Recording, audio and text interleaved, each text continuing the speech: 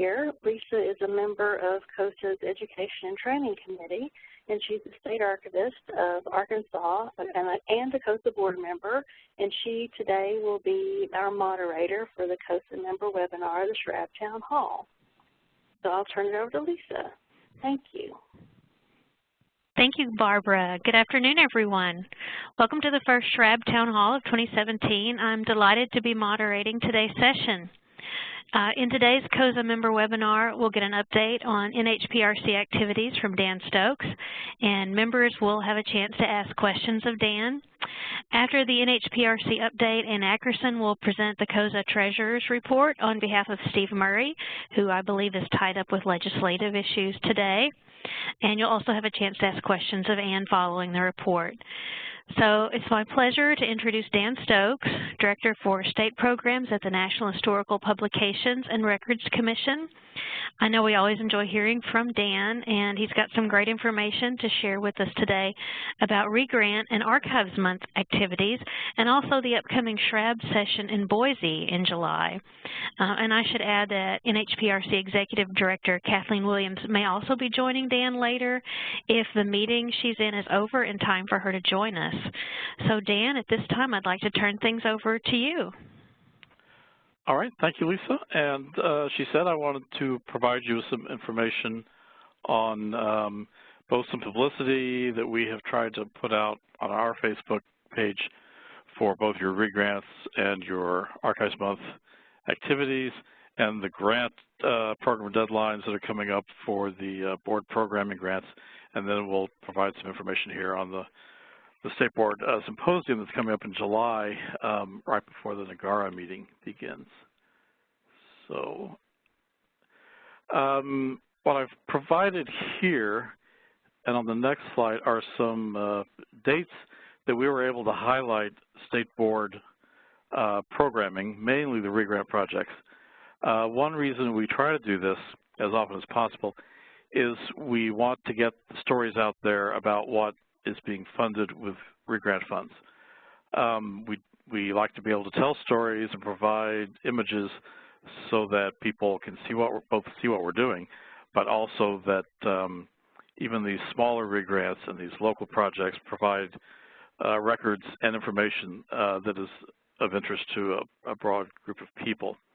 I've put here all the dates that state boards were highlighted on the Facebook page, so if you want to go back and look at some of those, or if you are one of these states and want to share that with your board members, you can kind of look and see the type of information we'd like to have. This isn't just what we put up on our own, but you have also provided us with some of this information. Sometimes we have to do the digging ourselves, but we do want the states to provide us with this type of information and illustrations so that we can highlight the board's activities. We do it pretty much every day, about 250 days a year, every weekday that the government is open. So we do have a lot of spaces to fill, and we like to provide some of those to the state boards. I'm going to go quickly through some of these to kind of give you an idea of what they look like and what they're about. The May 2nd, we had a wonderful list of the Tennessee board. One of those grants was from the Highlander Research and Education Center, and they were able to provide us with a photograph of Martin Luther King Jr. and Pete Seeger and Rosa Parks and Ralph Abernathy, all at the Highlander Institute in 1957. So some very national figures at a very local level. In July, we had the Illinois board with the Batavia Library, where they were able to digitize and transcribe some Civil War era letters. We were able to put one of those up. There was a nice personalized letter of a woman writing her husband and saying, oh, as I'm writing this letter, your daughter is screaming, and some nice personal information there. In August, we had New Mexico with the George O'Keeffe Museum, and they were able to deal with the papers of Maria Shabbat, I believe her name is, who is one of the people who started the Indian market in Santa Fe that has become extremely popular. And there's a photograph there of George O'Keeffe on the back of a motorcycle heading back home. We don't know who the fellow is in front, but she's there looking back with her goggles on. And also South Dakota, the Deadwood History Incorporated celebrating Deadwood and the Black Hills, and a photograph of Wild Bill Hickok, once again a national figure but at a local level. The Wyoming re-grants, which also included a picture of covered wagon from the Jackson Hole Historical Society Museum. Once again, a very iconic type of image that people can connect with. In November, the Utah Board, which included the collection that was digitized at the Brigham Young College, and there's a photograph of their football team from 1896. That was a college that lasted for about 50 years that was opened just before Brigham Young himself died. And moving on, let's see, we have Wyoming once again, which was the Laramie Plains Museum, and images of a geologist from the University of Wyoming who was sculpting a dinosaur, and allegedly that dinosaur statue is still in front of the university somewhere. Also, library in New Mexico that was able to share information on the Harvey girls, who were helping to bring civilization to dining in the Wild West. So they were employed by the Fred Harvey Company, which ran a system of what they called eating house operations in railroad stations across the Southwest. And there's a picture of the Harvey girls and their chaperone. They always had a chaperone. They looked kind of old to have chaperones, but they did have one. That's from the 1930s. The Lucy Ryder Meyer collection, she was a woman who was a leader in Christian social science and religious education. She was a physician, chemistry professor, all kinds of stuff. She wrote children's books on chemistry. And one thing I didn't realize is that in the Victorian era, they often used fairies to explain science. So here's this book, and one of the illustrations we have on our Facebook page are two fairies that are hydrogen and one fairy who's oxygen, and they're holding hands, creating water. It's just too much, too much. Then we moved to Kansas that just started a re-grant program with its current grant. And they've digitized a photographic collection, and they have a panoramic photograph of the Santa Fe Trail as seen from Dodge City. So like I said, these things are all local. They're in local institutions. They're done with smaller re-grants, but they have a broad impact, I think, on people beyond the local area. This Illinois one shows kids at a Adler Planetarium looking at a sundial. I think this was posed. They're just kind of smiling at the sundial. So, but fine illustration anyway. And then lastly, we have the Alabama Board, which actually has quite a few photographs on their website. This is a big project of the Daniel Pratt mill, which started out in the 1830s creating cotton gins and then moved into other things like designing cots for World War I soldiers. They've basically taken all of the drawings from this place. The company's gone out of business, and the factory is going to be redeveloped. So there's basically a bank in this city has given them the third floor of their building to put all these drawings, and they have many volunteers who come in and clean them, and they're starting to catalog them. So that's a big project that seems to have a lot of interest as well. So these are the types of things we want to see. I hope you will go back and look at some of these to kind of get ideas of the type of information you can provide to us that will help us not only advertise what you're doing, advertise what we're doing, but also provide some interesting historical background. I believe even today's Facebook post we're doing, African American History Month, is another Alabama re-grant that deals with a rather serious issue. So I'll tell you about that, and hopefully you'll go visit that today. We're just at NHPRC on Facebook, so we're easy to find. So we'll hope you go check that out. We also usually use our Facebook page for Archives Month. We try to do it both in September and early in October. We try to make sure people are prepared for this. So in September, we had Texas, which had their theme, Archives Have the Answers, You Provide the Questions. Pennsylvania did the second of their Aunt Edna posters, if you may remember the first one from last year, which they'll be using again in the future. Oklahoma always has a nice poster with one large image on it. This one has a father and son standing out in front of their mobile gas station.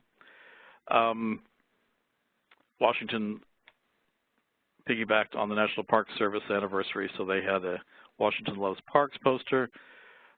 We also, if we don't use the poster, we provide some other kind of information. We highlighted Massachusetts grant writing workshops that were coming up, and then on Halloween and the end of Archives Month, we both talked about Connecticut's Traveling Archivist Program and their new roundtables, which are designed as a way for people to get together after they've attended workshops to continue to discuss archival issues.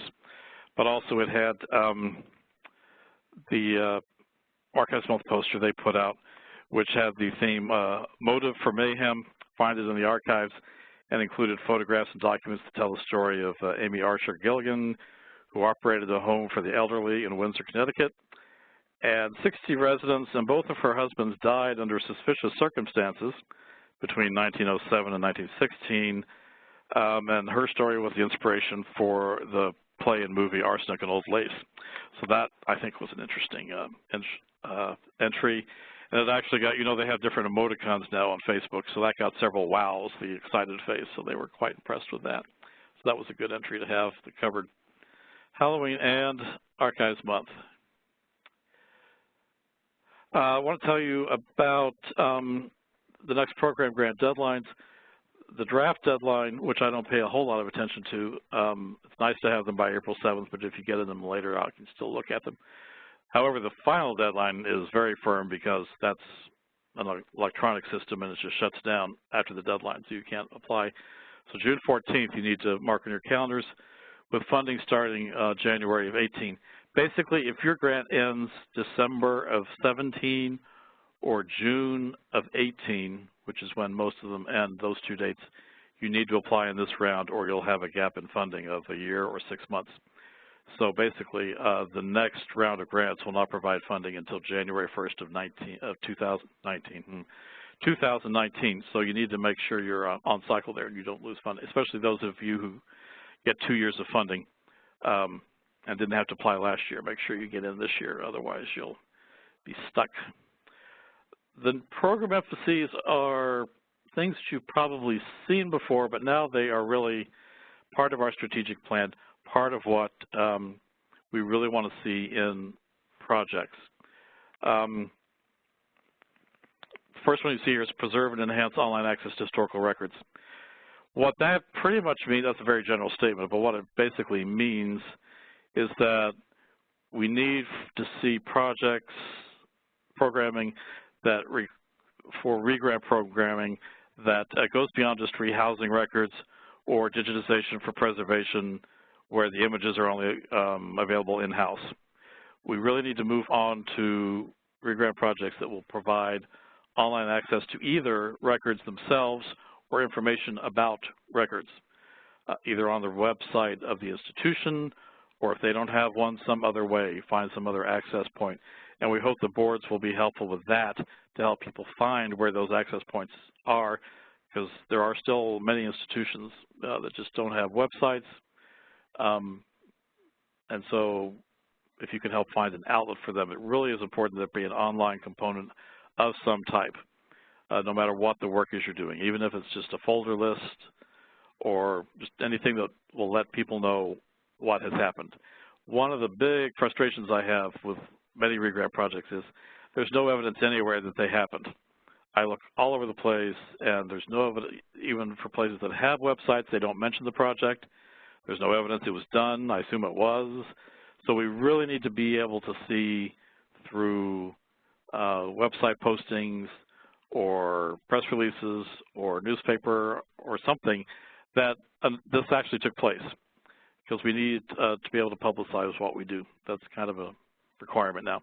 So if I get a re-grant program description and there's no evidence that it happened, that's going to be a problem in the future and could affect what we fund and what we don't fund, or what we require in the way of performance objectives. As I said, if repositories don't have a way to put this online, maybe an appropriate board activity would be to develop something that allows that to happen, if you don't have one already that can be used. I know some of you can provide a host site for digital images, but maybe not for finding aids, or maybe not for something that isn't an EAD finding aid, something that's just really basic. So finding ways to do that is going to be potentially a project you want to have.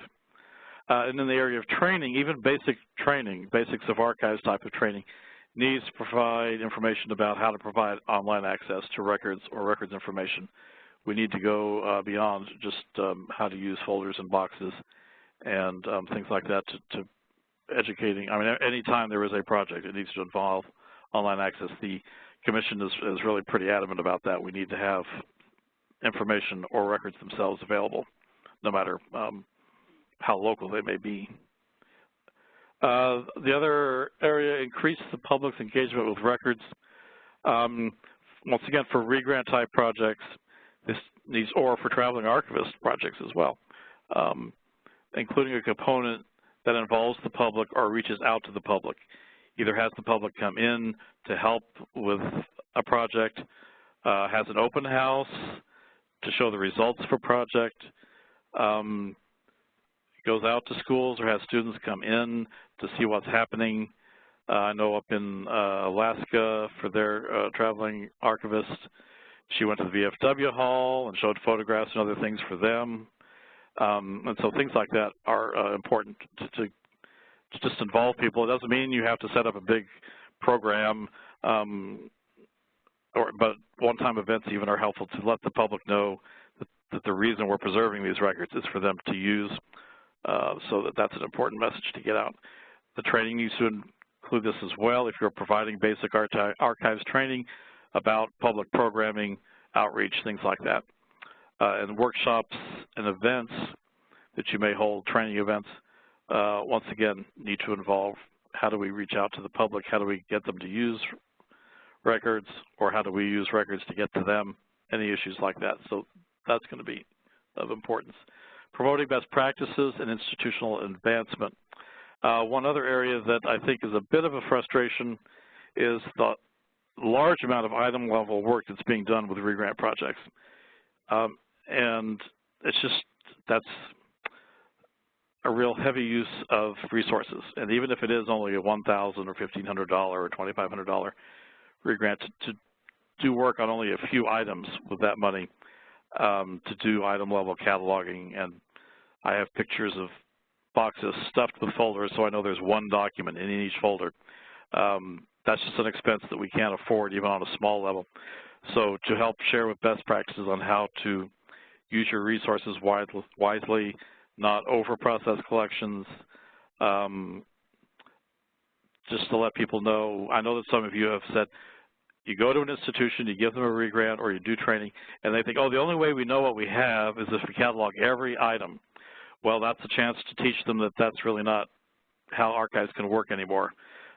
If we had a $50 million budget rather than a $5 million one, maybe we could look at that. But with the limited resources we have, and even in our larger programs, we don't really allow that level of access. So that's kind of an area that we need to get away from, and doing things folder box level to help process all records rather than just deal with a few hundred at a time.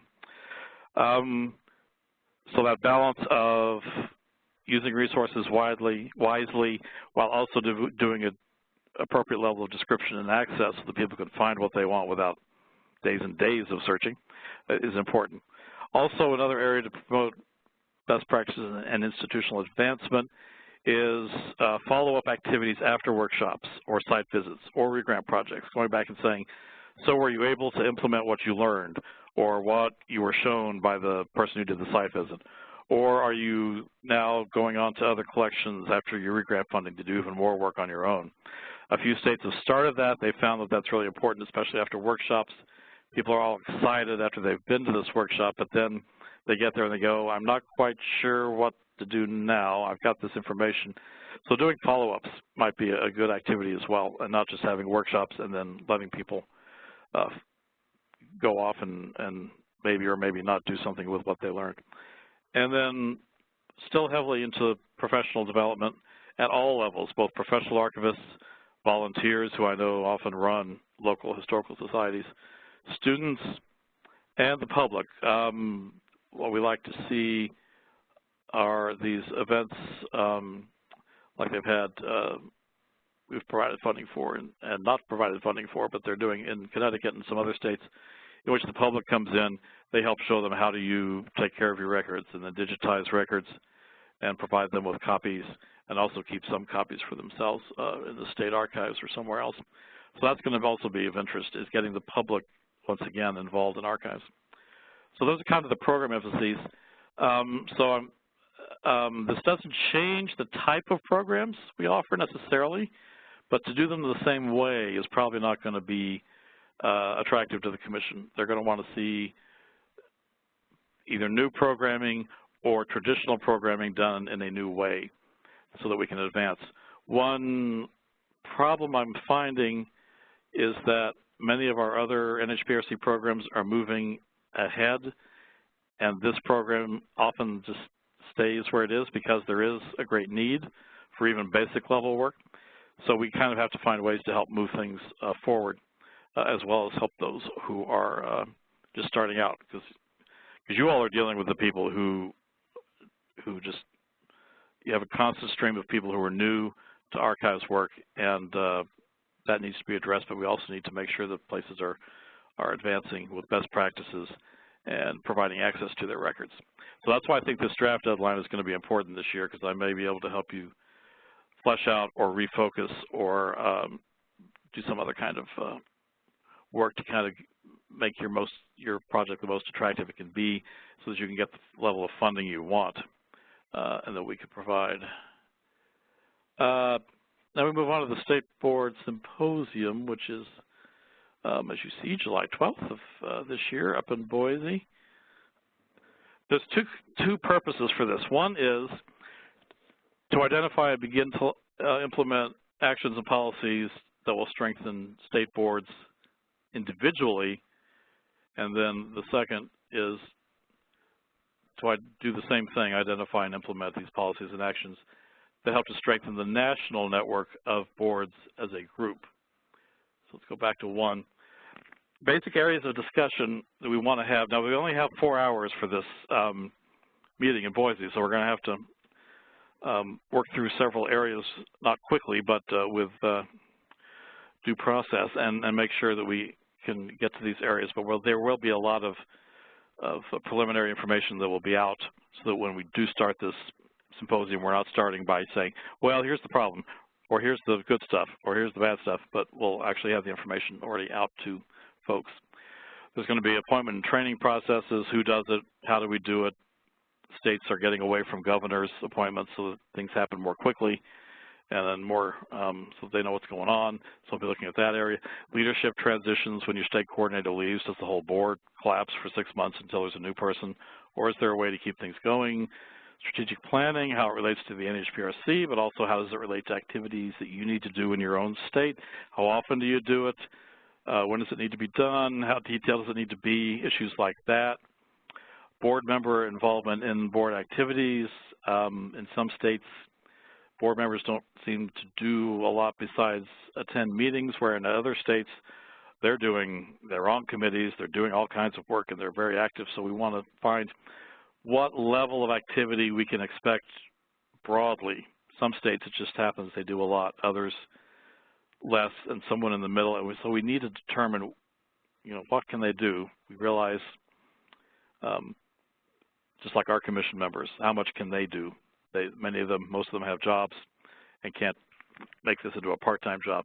So we're going to be looking at that to see how much interest we can get in the level of board activities. Program development implementation, deciding what your board can do.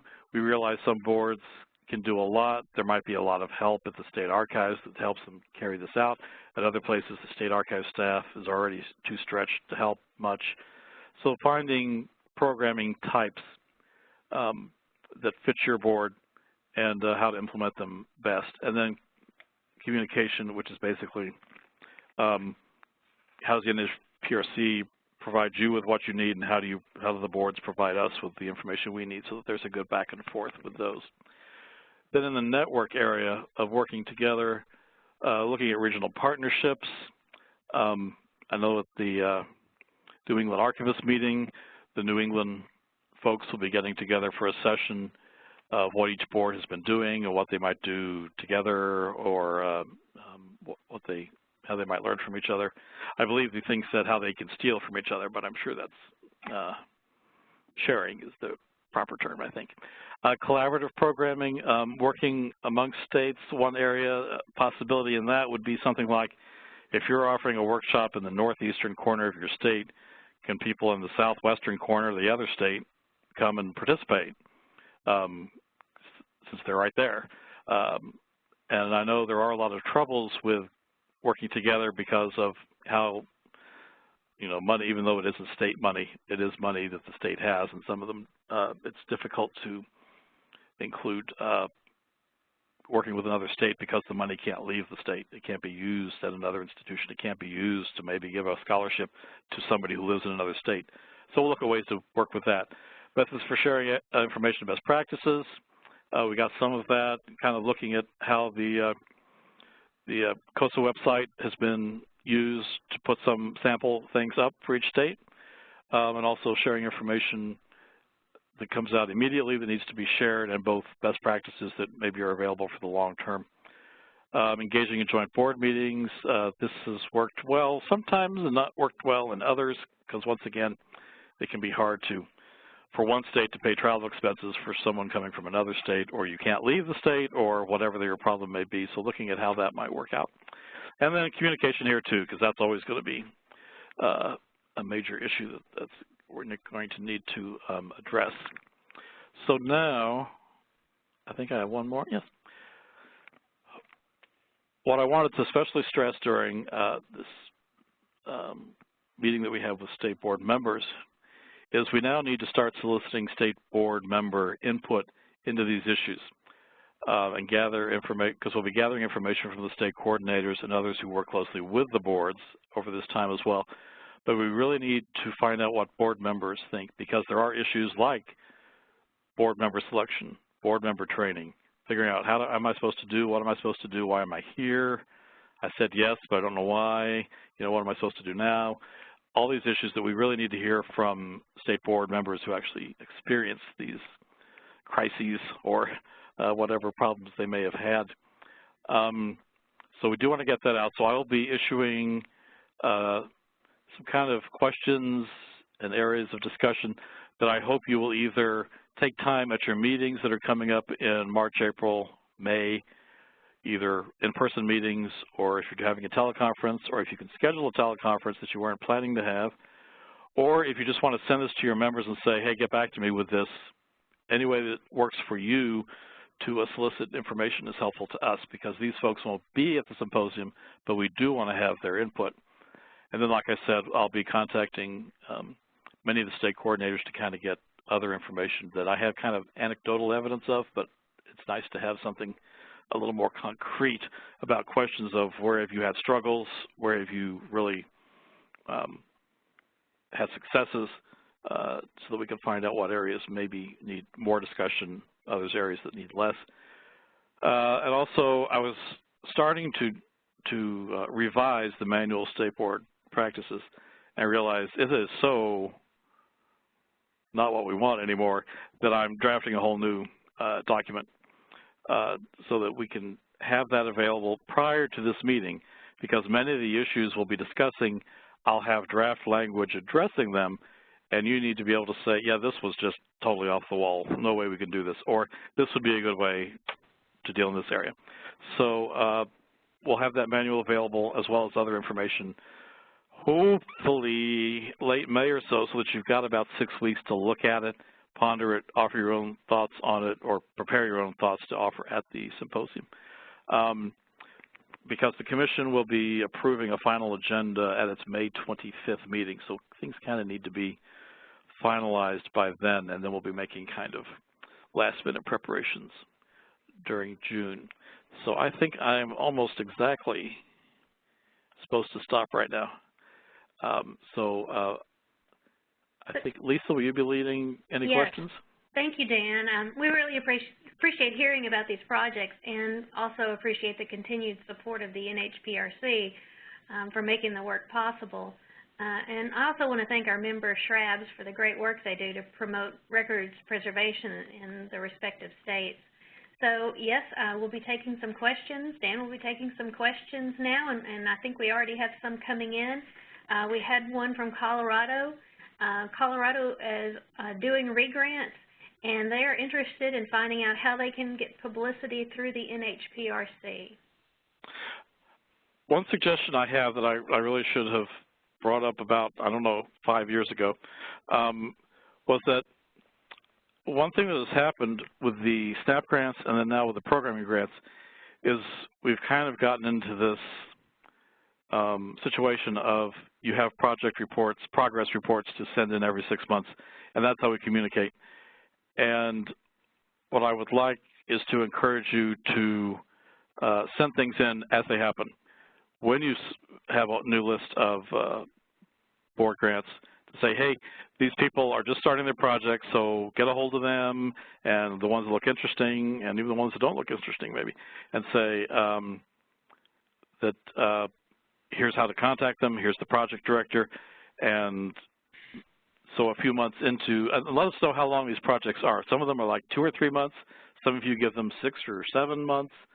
So letting us know kind of where the progress is going to be, because we'd love to contact them and say, you know, what kind of information can you provide, what illustrations, images can you provide. So I think as soon as you've had a meeting and put your regrants together, send things to me so that we can kind of get the process going and not wait until your next report, because the timing might be off. So I think I need to encourage more a communication that's not based just on semi-annual reports. Thanks, Dan. Veronica Martel has asked if it would be possible to attend the symposium in July virtually. Actually, that's a question that came up by the Archivists of the United States at the meeting, thinking there are state people who can't leave, or you're not going to be there. You're not people who are not a government archivist would not necessarily want to go to Boise for an NAGARA meeting.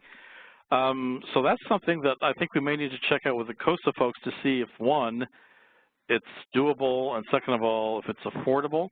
And what we would likely do is, I don't think you want to sit there on your phone for 4 hours, but to have part of it where kind of maybe people are we may have small group discussions, and when people are reporting back, or when there's a keynote address type of thing going on, so that people can do that. So that's something I will make sure that Ann and Barbara and Becky are all letting us know if that's a possibility to do. We have provided some money through a cooperative agreement to CoSA, mostly for travel expenses, to get people there a day ahead if they need to do that. But there might also be some money in there potentially for setting up a remote system. So we'll definitely work on that. Thank you. Well, I have a question, Dan. For state SHRABs like Arkansas, which haven't applied for programming grants before, what would be your advice on where to get started? I think the best way to start is to just say, you know, what needs aren't getting filled by somebody else. A few states have realized they were doing projects that other people were already doing, and so they were not filling a need. So to say, you know, I'm noticing that our smaller institutions just are floundering around, or local governments need help, or non-governmental archives need help because the governmental ones are already getting help.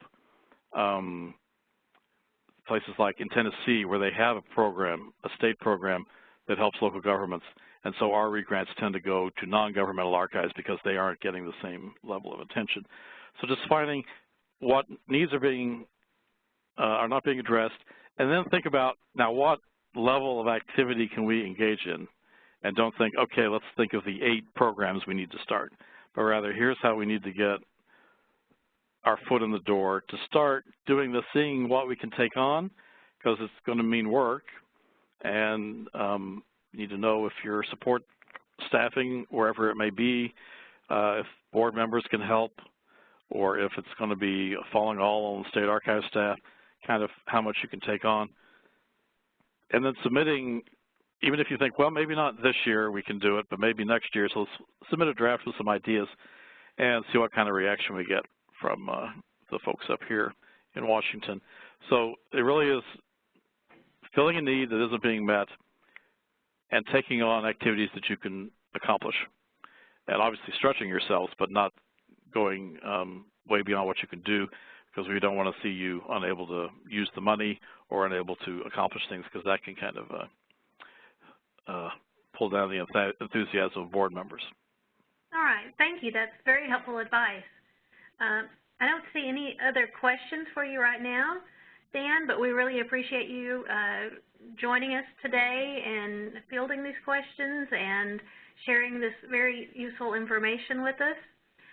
So I guess at this point in our webinar, we will turn to our CoSA Treasurer's Report. And as it turns out, our Treasurer, Steve Murray, is with us today. I apologize, Steve. I did not realize you were going to be joining us, but we're very glad that you're with us. Steve Murray is the Director of the Alabama Department of Archives and History and the State Archivist. He's also a member of the CoSA Board and the Treasurer for CoSA. Steve, I'll invite you at this time to present the CoSA Treasurer's Report. Thank you, Lisa, and it's a pleasure to be here with all of you today. I wanted just to give you a quick report on where things stand with CoSA's finances and kind of give you an update on some things that we're doing new in 2017. We have two slides for you to look at today. The first one that's on the screen currently gives you a report on our final numbers, or both our budgeted numbers and our final numbers for FY 2016. CoSA's fiscal year runs on the calendar year, so it's January through December. And those of you who have been at the annual meeting in the last couple of years have heard discussions about how 2016 was going to be useful for giving us a good picture of what the basic operating needs of CoSA are, because for the first time in a while we were not in the middle of one or two large federal grants. We still had some active that we were wrapping up in 2016, but we were not funding some of the basic administrative functions of CoSA with grant dollars. So this is a rather lean budget that gives you a pretty good idea of what the basic operating needs of the organization are, with a couple of exceptions that you'll see when we go through the numbers. The top half of this chart, and I'm going to be looking at the actuals column, which show you how we ended the year. And I see our decimals didn't quite line up there, but you can see what those are supposed to be. Our income categories fall into, really the lion's share of our income comes from two principal categories. The first is our member contributions, and this is the line that totaled $116,100 in 2016. Those are the dues that are paid by the respective state and territorial archives, and we're very grateful for the faithful support of the members across the country who have been paying those dues, and they really are the cornerstone of what we're able to do in CoSA operations. But also important, and increasingly important, are our sponsorships. We had a terrific year in 2016, $67,500 that came to us. We put aside 10% of any sponsorship income that comes into a reserve fund, so we try to grow our reserves every time we bring in a contributed dollar from a corporate sponsor. We put some of that aside for a rainy day to try to grow our reserve fund. We also have very generous individual donors to the tune of $66,370 last year. These are donations that were made in response to a mid-year appeal and an end-of-year appeal made to current members of CoSA, our state and territorial archivists, but also retired state archivists with whom we are still in contact, received those solicitations as well. And that's been a wonderful way for people to give back to the profession, and we're very grateful for those gifts.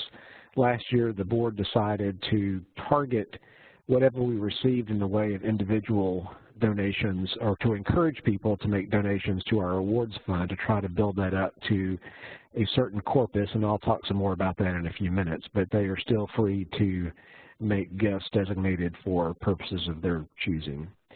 We also have some earned revenue from various areas that's under $10,000. That includes some resale of CoSA materials, product sales, some other refunds that we get, and a little bit of money that we earn in association with the annual meeting last year. You can see then the next line for our SERI grant, the $32,000.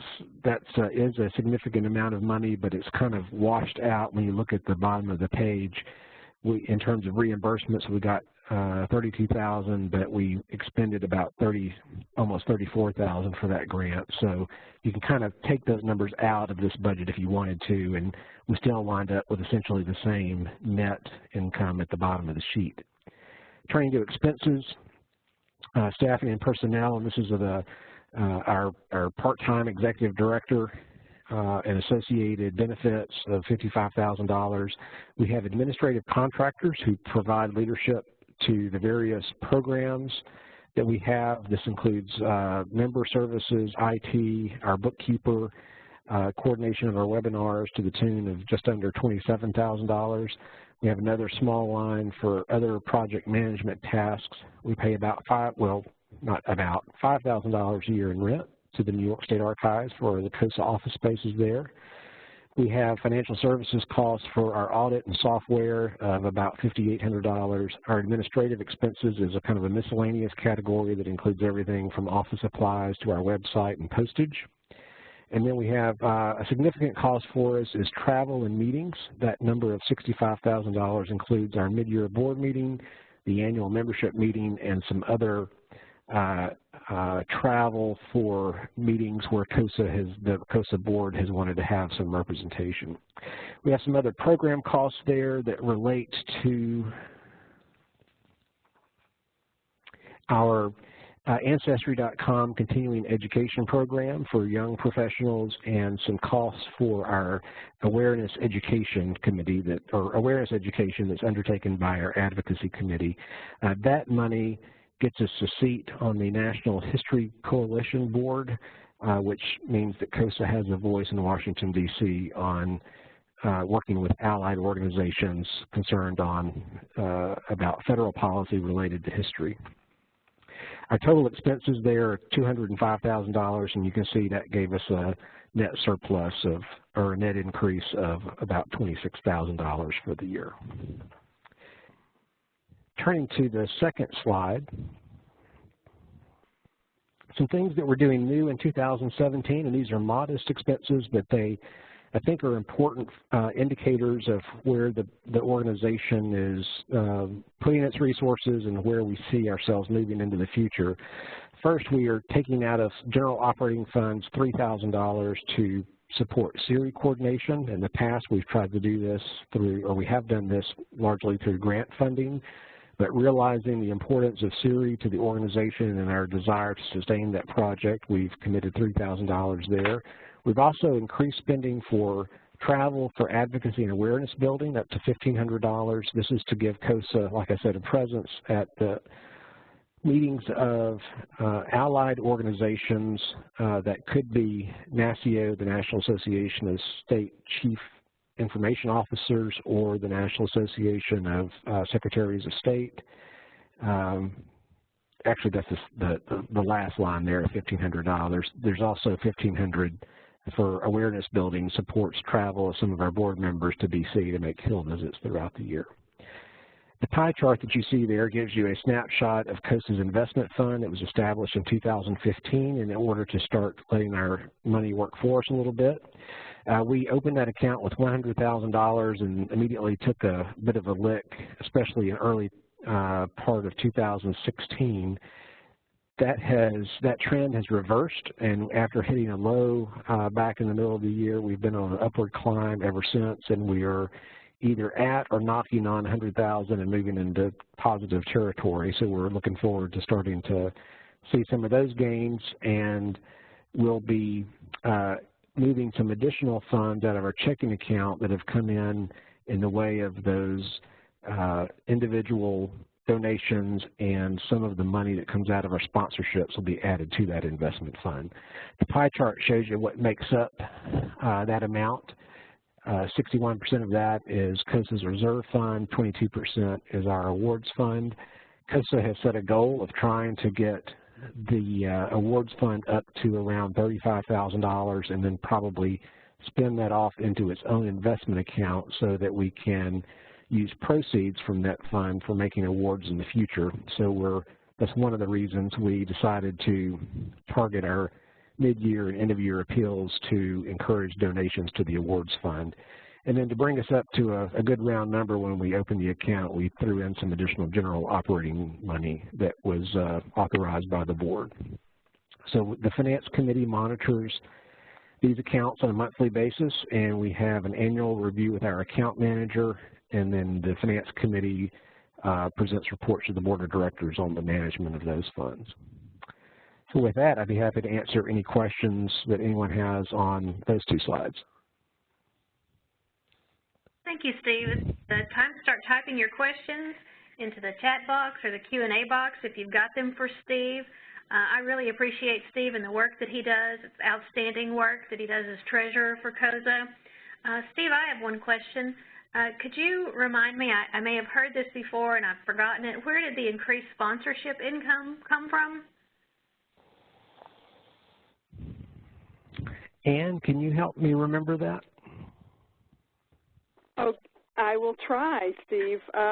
We had, in 2016, sponsors from, of course, our traditional and longtime sponsors of Ancestry and Family Search.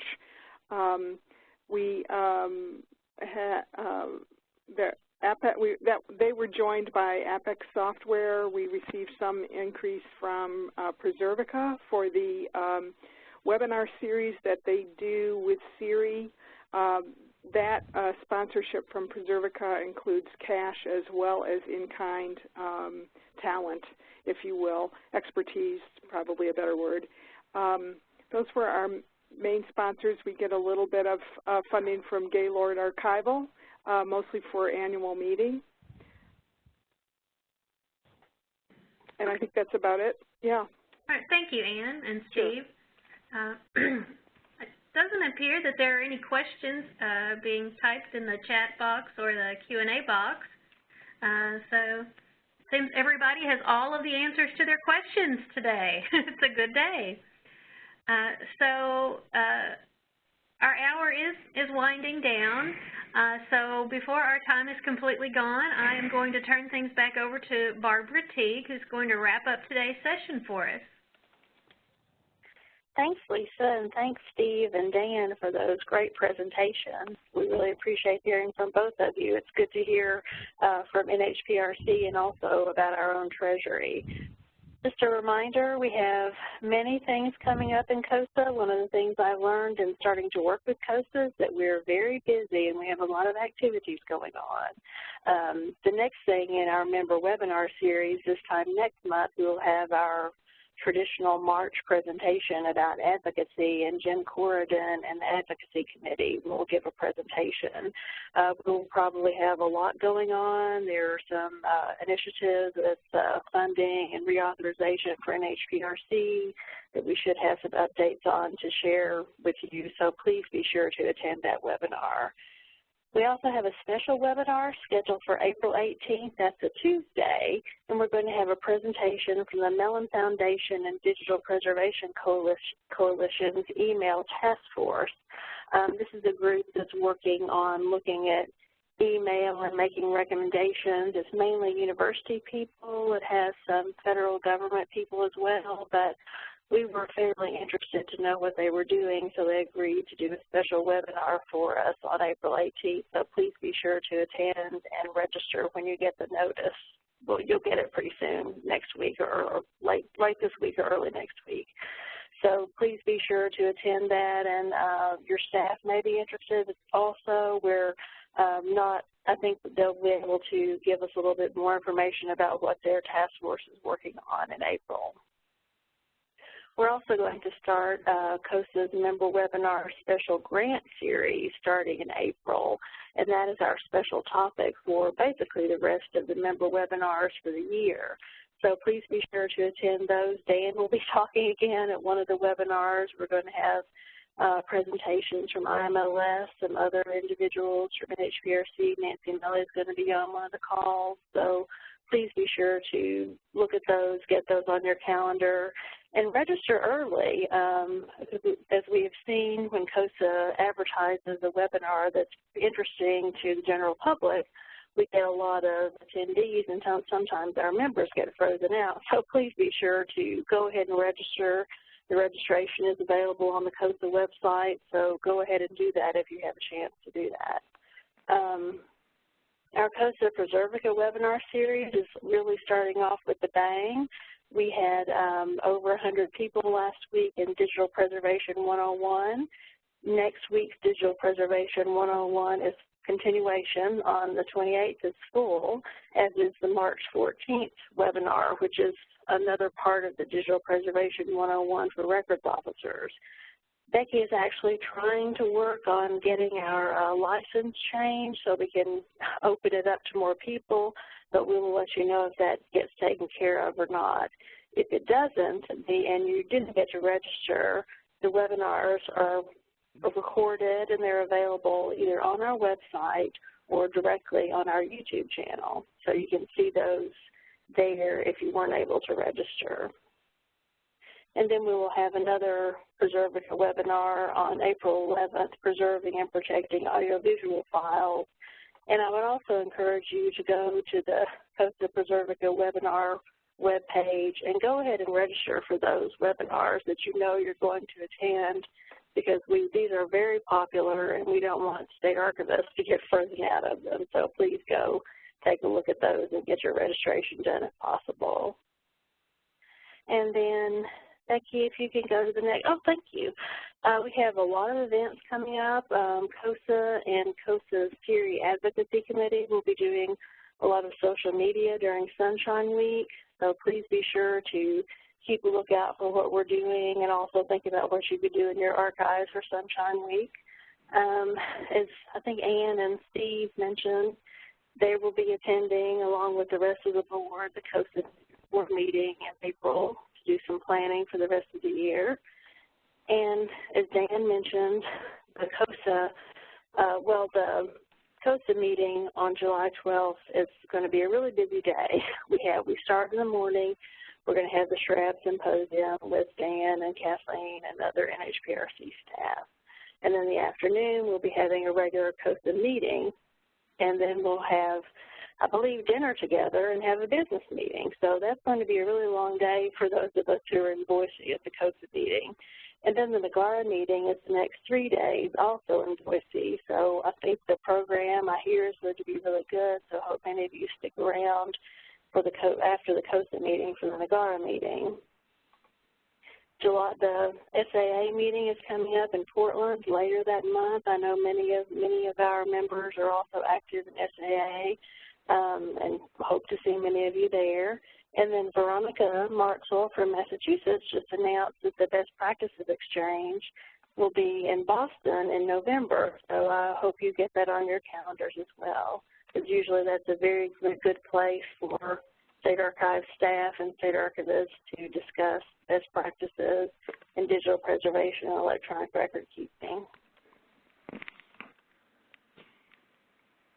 And if you go to the next slide, thank you.